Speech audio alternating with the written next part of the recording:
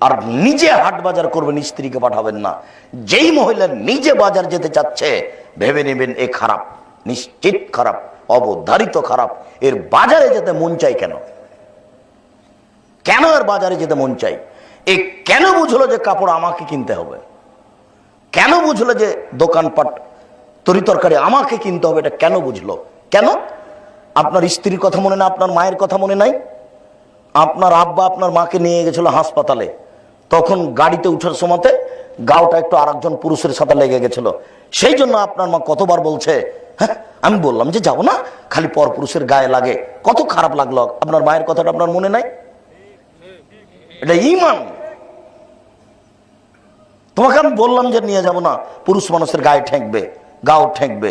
আপনার মায়ের কথা বলতো আর আপনার স্ত্রী বলে আমাকে বাজার করতে হবে, তাহলে কত খারাপ হয়েছে। এর অন্তর খারাপ। এ খারাপ মহিলা, এ বদ মহিলা, এ বেহায়া মহিলা, এ শয়তান মহিলা।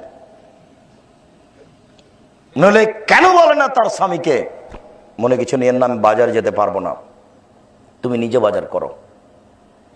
স্বামী নেই, বড় ছেলে, আব্বু তুমি বাজার করো আব্বু। কেউ যদি না থাকে, দেবর ভাসুর গ্রামবাসীকে ডেকে মোবাইলে বলতে হবে ভাইয়া একটু আমাকে বাজার করে দাও। ও ভিতরে আসতে পাবে না, ব্যাগটা আর যা লাগবে তা লিখে বাইরে ওকে দিতে হবে, ভাইয়া ব্যাগ বাইরে আছে নিয়ে যাও।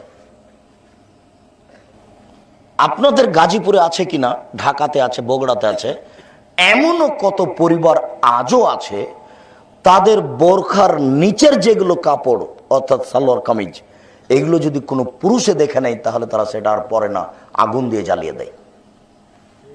এই পরিবার ঢাকাতেও আছে, এই পরিবার বগুড়াতেও আছে, এই পরিবার রাজশাহীতেও আছে। অপর পুরুষ যদি তাদের ভিতরের কাপড় দেখে নেয় তাহলে তারা আর ওটা পরবে না, জ্বালিয়ে দেয়। তাদের চলে, আমাদের কেন চলে না এই শতাব্দীতে? তাদের তো চলে, তারা তো না খেয়ে মরে যায়নি। আমার চলে না কেন? আমার ইমান নেই, সেই জন্য আমি বেঈমান। আমি এমনি শলা কাঠের মতো ঘুরি থাকি, খায়ার না আমাকে মানুষকে দেখাই যে আমি নামাজি।